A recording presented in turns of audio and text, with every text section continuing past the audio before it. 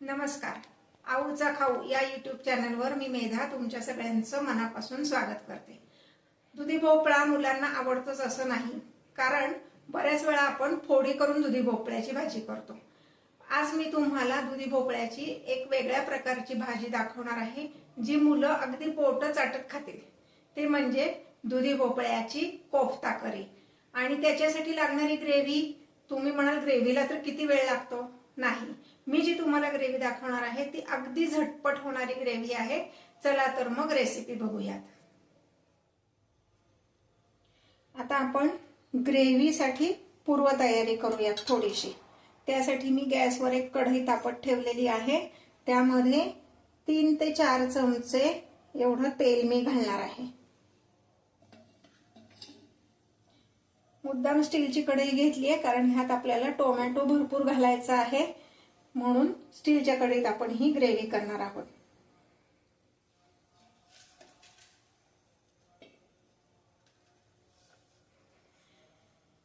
आता इथे काही खूप तेल तापवायचं वाट बघायची काही गरज नाहीये. मी इथे 2 छोटे कांदे मीडियम आकाराचे उभे चिरून घेतलेले आहेत. हे आता मी ह्या तेलामध्ये घालणार आहे.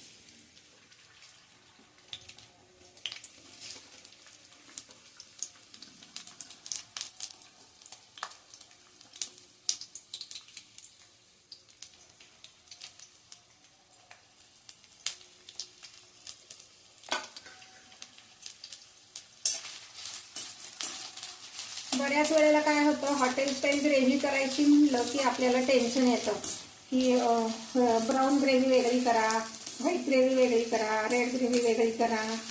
मग त्याचं प्रपोर्शन कमी जास्त होतं, चुकतं. मग काही वेळेस ती ग्रेव्ही छान मिळून येत नाही. मग आपण हॉटेल स्टाईल भाज्या करायचा कंटाळा करतो. तर ह्या पद्धतीने ग्रेव्ही करून बघा, अगदी उत्तम होती.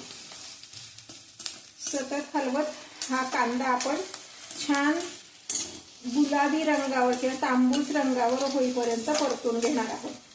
हे जे भाजीचं प्रमाण आहे, मी ग्रेव्हीचं सांगते, ही 6 माणसांना पुरेल एवढी भाजी यामध्ये होती.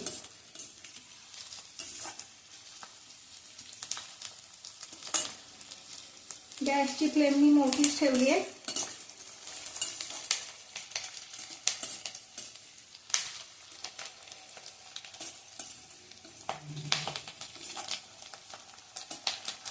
साधारणपणे कांदा हा लालसर व्हायला 10 मिनिटं लागतात. 10 मिनिटं आपण हे सतत हलवत परतून घेणार आहे. कारण कांदा जरी आपल्याला लाल करायचा असला तरी तो करपून पण द्यायचा नाहीये, म्हणून सतत हलवत आपण हा कांदा लालसर परतून घेणार आहोत. हे पहा, असा हा कांद्याचा तांबूस गुलाबीसर रंग येईपर्यंत आपण हे परतून घ्यायचे. यासाठी मला 7 ते 8 मिनिटं लागलेली आहेत. आता मी गॅस थोडासा बारीक करते. यामध्ये मी घालणार आहे 2 हिरव्या मिरच्या तुकडे करून घेतले, 2 ब्याडगी मिरची, 5 ते 6 लसूण पाकळ्या, साधारण एक अर्धा इंच एवढं आल्याचे तुकडे असं घातलेले, आणि 2 लवंगा आणि 3 मिरे. लवंगा आणि मिरे जास्त घालायचे नाहीये, कारण नंतर आपण त्या बाकीचे मसाले घालणार आहोत. त्यामुळे आता लवंग मिरे जास्त घालायचे नाही.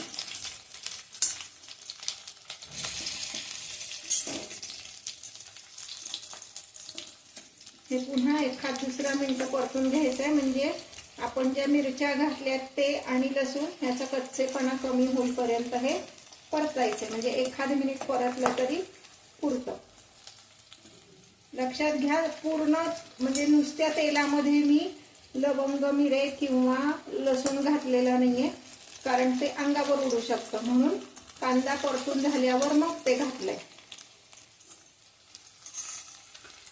आता यामध्ये मी घालणार आहे 2 टोमॅटो, 2 मोठे टोमॅटो. मोठ्या फोडी केल्यात तरी चालतील. हे आता घालणार आहे, आणि हे टोमॅटो छान गोळे होईपर्यंत मी हे परतून शिजवून घेणार आहे. गॅसची फ्लेम मीडियम ठेवायची.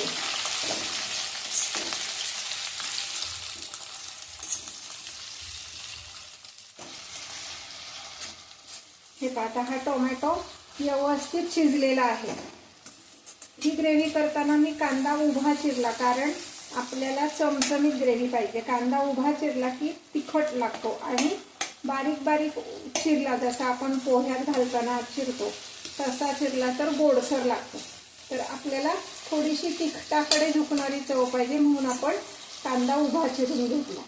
तसंच टोमॅटोच्या बाबतीत टोमॅटो आपण फोडी करून घेतल्या, प्युरी करून ह्यात घातली नाही, कारण आपल्याला टोमॅटोचा रंग ह्या ग्रेव्हीला आलेला हवाय। प्युरी केली की टोमॅटोचा रंग चांगला येत नाही, म्हणून आपण टोमॅटो चिरून ह्यात घातलाय। आता ह्यामध्ये मी घालतेय साधारण 1 टेबलस्पून एवढा नारळाचा चव, म्हणजे ओला नारळ। हा का घालायचा, तर ग्रेव्हीला दाटपणा येण्यासाठी घालणार आहे। हे पण चांगलं परतून घ्यायचंय।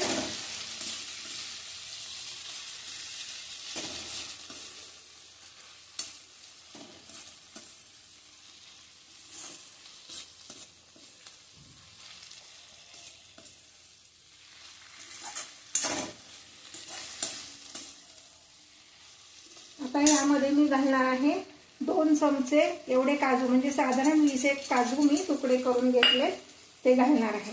काजूमुळे पण छान दाटपणा येतो आणि चव चांगली येते, अगदी हॉटेल स्टाईल चव ह्या ग्रेव्हीला आपल्या येणार आहे।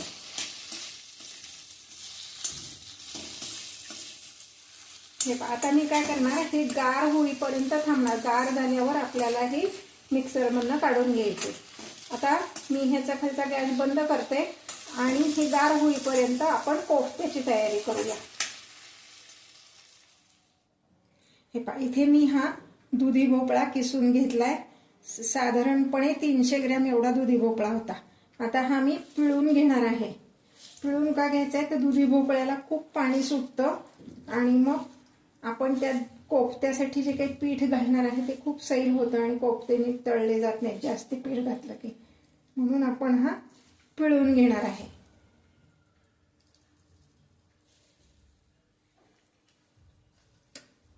तुम्ही म्हणाल की मग हे पाणी सगळं वाया जाणार, त्यात सत्व जास्ती असतं, मग हे पाणी फेकून नाही द्यायचं। आपण ग्रेव्ही करताना हे त्यात वापरायचं, किंवा आपण कणिक भिजवताना सुद्धा हे वापरू शकतो। मी हे ग्रेव्हीमध्ये वापरणार आहे। सगळ्यात आधी आपण ह्यात घालणार आहोत 1.5 चमचा मीठ,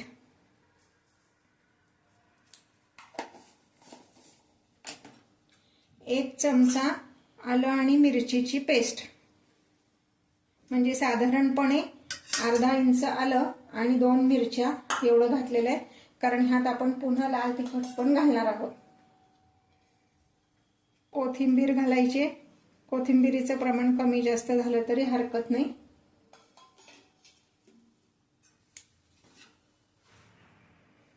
एक चमचा धने पूड,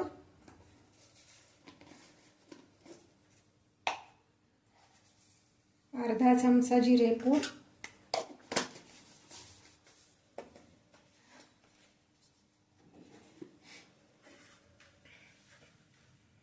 यामध्ये आपल्या नेहमीच्या वापरातला म्हणजे मिसळणीच्या डब्यात जो चमचा असतो छोटा तेवढं लाल तिखट, अर्धा चमचा हिंग। आता हे सगळं आधी मी मिक्स करून घेणार आहे। हातानेच मिक्स करायचं आहे, म्हणजे ते मसाले सगळीकडे व्यवस्थित लागतात।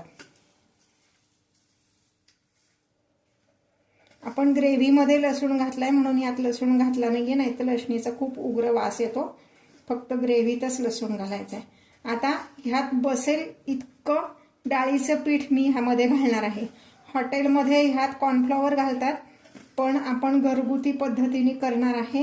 कॉर्नफ्लॉवर जरा पचायला जड असतं, म्हणून आपण डाळीचं पीठ घालणार आहे। 1 चमचा, 2 चमचे आता मी घेतले। हे व्यवस्थित कालवून बघणार आणि मग ठरवणार अजून घालायचं की नाही। एकूण किती लागलं ते मी तुम्हाला नंतर सांगते।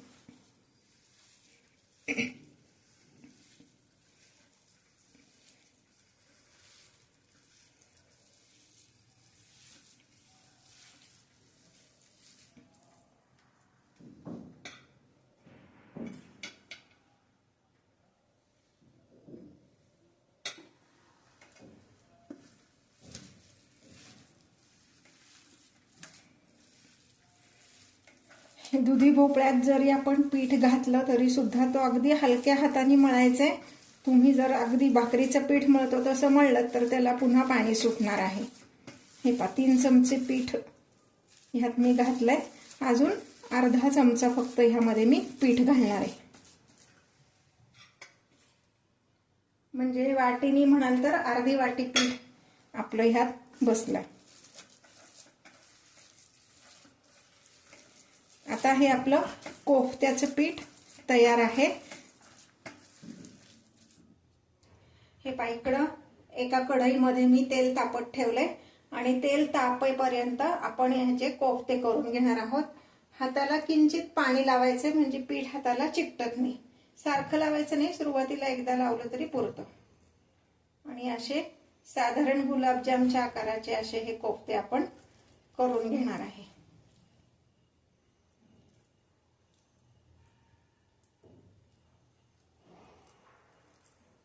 मग अशी मी सांगितलं तसं पीठ जास्ती मळत बसायचं नाही, नाहीतर मग त्याला पाणी सुटतं आणि कोफ्ते नीट तळले जात नाहीत. मग आतनं कच्चे राहतात आणि वरनं करपतात. हे पहा तेल तापलेलं आहे. थोडंसं त्यामध्ये मी 1 चिंचेचं बुटूक टाकलंय. म्हणजे मग काय होतं, तेलावर फेस येत नाही आणि आपण जो पदार्थ त्यामध्ये तळणार आहे तो तेलकट होत नाही. गॅसची फ्लेम मी लो ठेवलेली आहे म्हणजे मग हे कोफ्ते व्यवस्थित तळले जातील.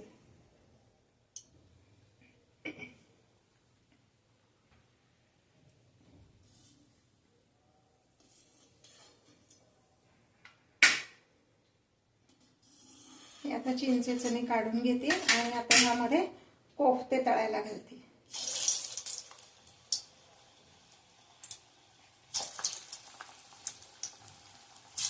आपण कितीही भोपळा पिळून घेतला तरी त्याला थोडंसं पाणी सुटतंच. त्यामुळं कोफ्ते थोडेसे जरी वेड्या वाकडे झाले तरी काही हरकत नाहीये. मीडियम फ्लेमवर हे आपण तळून घेणार आहोत.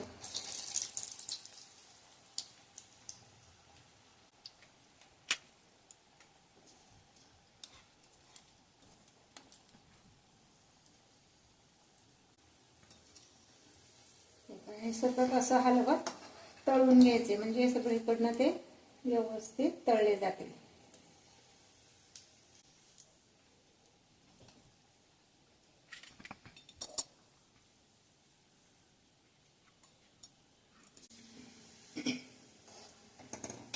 मी ज्या रेसिपीज तुम्हाला दाखवते त्या जर तुम्हाला आवडत असतील तर लाईक आणि कमेंट करायला विसरू नका. अजूनपर्यंत जर तुम्ही चॅनलला सबस्क्राईब केलं नसेल तर चॅनलला नक्की सबस्क्राईब करा. शेजारी दिलेलं बेल आयकॉन दाबा आणि नोटिफिकेशन ऑल म्हणा म्हणजे प्रत्येक अपलोड होणाऱ्या व्हिडिओची लिंक तुमच्यापर्यंत येईल. हे असे सोनेरी रंगावर झालेले आहेत. थोडेसे अजून तांबूस रंगावर आपण हे तळून घेणार आहोत कारण आपण हे ग्रेव्हीत घातले की मऊ होतात पुन्हा, म्हणून थोडेसे कुरकुरीत होतील असे आपण हे तळून घ्यायचे. मीडियम फ्लेमवर तळणार आहोत.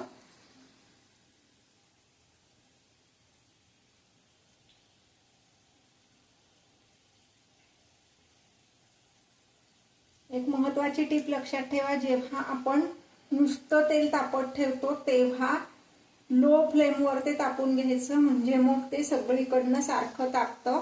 त्याचं टेम्परेचर सगळ्या बाजूनी व्यवस्थित होतं आणि पदार्थ व्यवस्थित तळला जातो. सुरुवातीला जर आपण हाय फ्लेमवर तेल गरम केलं तर आपण जो पदार्थ तळायला त्यामध्ये टाकतो तो वरनं करपतो आणि आतनं कच्चा राहतो. तर तसं होऊ नाही म्हणून तेल अगदी लो फ्लेमवर सुरुवातीला तापवून घ्यायचं आणि मग आपण त्या पदार्थ तळायला घेतल्यावर मीडियम किंवा हाय केलं तरी चालतं. शक्यतो मीडियम फ्लेमवरच तळायचा, हाय फ्लेमवर तळायचं नाही. हाय फ्लेमवर तळलं की वरनं करपतो पदार्थ आणि आतनं कच्चा राहतो.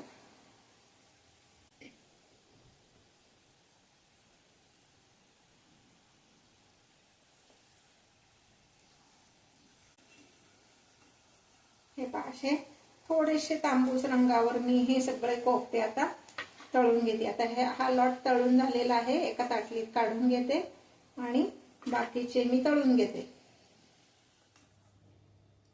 मग अशी ज्या कढईमध्ये आपण कांदा टोमॅटो परतून घेतला होता, आता त्याच कढईत मी पुढची प्रोसेस करते।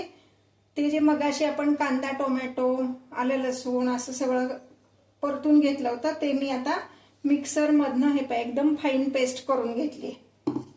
आता इथे पुन्हा मी एकच चमचा तेल घालणार आहे, कारण मगाशी आपण बऱ्यापैकी तेल वापरलेलं आहे। गॅस मीडियमच ठेवणार आहे, नाहीतर मग कढई ही करपेल।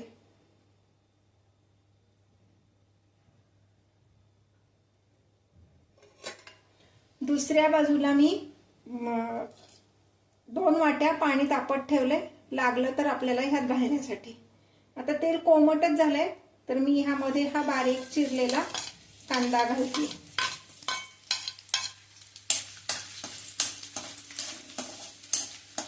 हा कांदा व्यवस्थित परतून घ्यायचा। तुम्ही म्हणाल आपण ग्रेव्ही मध्ये कांदा घातलेलाच होता, मग हा कांदा पुन्हा का घातला? तर आपण जी ग्रेव्ही वाटून घेतलेली आहे ती अशी डायरेक्ट आपण तेलात घातली तर ती करपू शकते, म्हणून थोडासा अगदी अर्धा कांदा बारीक चिरून घेतला आणि तो आता मी ह्या तेलावर गुलाबीसर परतून घेते। गॅसची फ्लेम मी मीडियम केलेली आहे। हे पहा, आता हा कांदा छान गुलाबीसर झालेला आहे, करपवायचा नाहीये। आता ह्यामध्ये मी अर्धा चमचा हिंग घालते, अगदी अर्धा चमचा एवढे जिरे घालायचे आणि अर्धा चमचा एवढी हळद घालायची। जी हॉटेलमध्ये गोल्डन ग्रेव्ही म्हणतात की नाही, ही ग्रेव्ही आपली तयार होईल हळद घातल्यामुळे। हळद नाही घातली तर रेड ग्रेव्ही तयार होईल।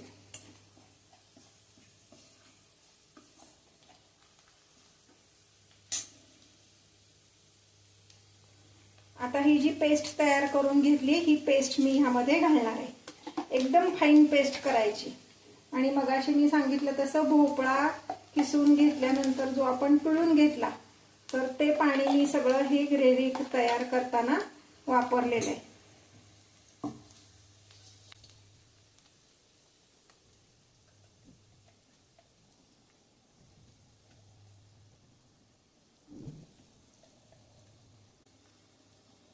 ह्या भांड्याला थोडंसं राहिलंय, पण हे आपण सगळ्यात शेवटी ह्यात पाणी घालून ते ग्रेव्हीत मिक्स करणार आहे। आत्ता करणार नाही, नाहीतर ग्रेव्हीचा कलर बदलेल।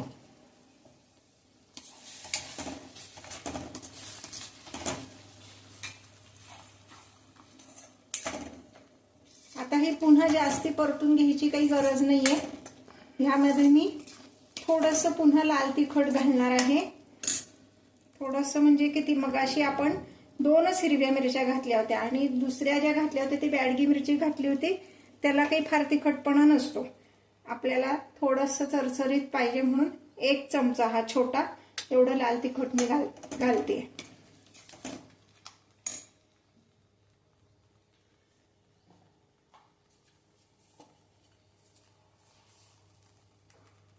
यामध्ये घालणार आहे मीठ चवीनुसार, म्हणजे आता मी 1.5 चमचा घालते। चव बघून आपण पुन्हा वाढवू शकतो। गॅसची फ्लेम मी आता बारीक ठेवलेली आहे, म्हणजे मग मसाले करपणार नाहीत। आता मी यामध्ये घालणार आहे गरम मसाला। आपला पोहे खायचा जो चमचा असतो त्याने अर्धा चमचा गरम मसाला घालणार आहे।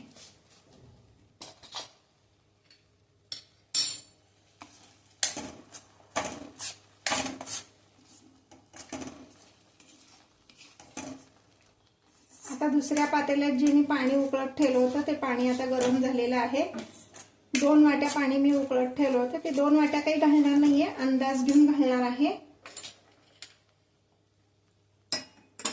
आपल्याला ग्रेव्ही कितपत पातळ हवी त्यानुसार। आता मी फक्त 1 वाटी घालते, हलवून बघू कितपत पातळ झाले आणि त्याच्यावर मग आपण ठरवू।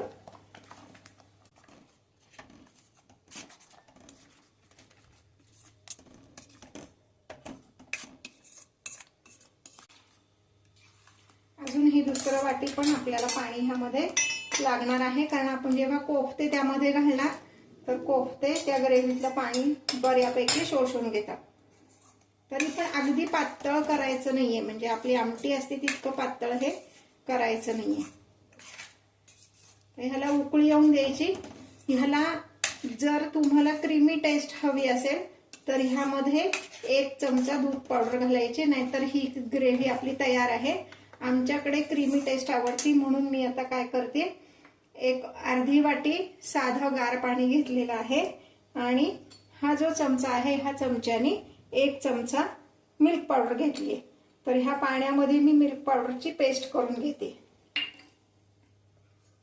हे एकदम ऑप्शनल आहे, तुमच्या आवडीनुसार. घरात तुम्हाला क्रीमी टेस्ट आवडत नसेल तर नाही घातलं तरी चालणार आहे. हे पहा, अशी ही दूध पावडरची पेस्ट तयार झाली आहे. ही आता मी ह्यात घालणार आहे. तुमच्याकडे दूध पावडर नसेल तर घरात जे आपलं दूध असतं त्या दुधावरची साय जरी तुम्ही फेटून घातली तरी सुद्धा त्याला क्रीमी टेस्ट येईल. आणि मग अशी मी सांगितलं तसं हे मिक्सरच्या भांड्याला जो काही मसाला शिल्लक राहिलाय तो काढून घेण्यासाठी मी त्यात अर्धी वाटी पाणी घातलंय आणि ते मी आता ह्यात घालणार आहे. ह्याला छान उकळी आली की आपली ग्रेव्ही तयार आहे. आता काय करणार आहोत आपण, ह्या ग्रेव्हीमध्ये सगळे कोफ्ते घालणार नाही आहोत. कारण काय होतं, ग्रेव्हीमध्ये कोफ्ते सगळे घातले की ते सगळं ह्यातलं पाणी शोषून घेतात आणि खूप मऊ होतात. तुम्हाला जर कुरकुरीत कोफ्ते हवे असतील तर सर्व करताना कोफ्ते घ्यायचे एका बाउलमध्ये आणि त्यावर ही ग्रेव्ही घालायची, म्हणजे मग कोफ्ते पण आपले छान कुरकुरीत राहतात आणि ग्रेव्ही जास्ती ड्राय होत नाही, नाहीतर कोफ्ते सगळं पाणी शोषून घेतात. आता ह्याला छान उकळी येऊ दे. आता मी तुम्हाला कोफ्ता दाखवते. बघा, हे पहा, असं छान आतनं हा व्यवस्थित शिजलेला आहे. हे पहा, व्यवस्थित शिजलेला आहे. आमच्याकडे तर हे नुसते कोफ्ते खायला पण आवडतात बरं का. हे पहा, आता ही उकळी आली आहे. ह्याला आता सर्व कसं करायचं ते दाखवते. हे पहा, आता कोफ्ते सर्व करताना एका बाउलमध्ये मी 5-6 कोफ्ते ठेवणार आहे. हॉटेलमध्ये जर बघितलं तर अगदी 4 कोफ्ते आणि बाकीची सगळी ग्रेव्ही असते. घरी आपल्याला चॉईस असतो कोफ्ते जास्ती घ्यायची.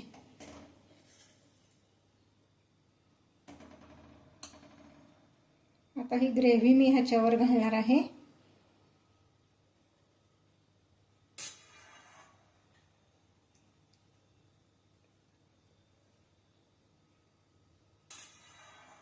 या ग्रेव्हीचा इतका मस्त वास घरभर सुटलेला आहे की लगेच आता जेवायला बसतीलच सगळे, इतका त्याचा वास, अगदी डबल जेवतील सगळे. आता गार्निशिंगसाठी कोथिंबीर.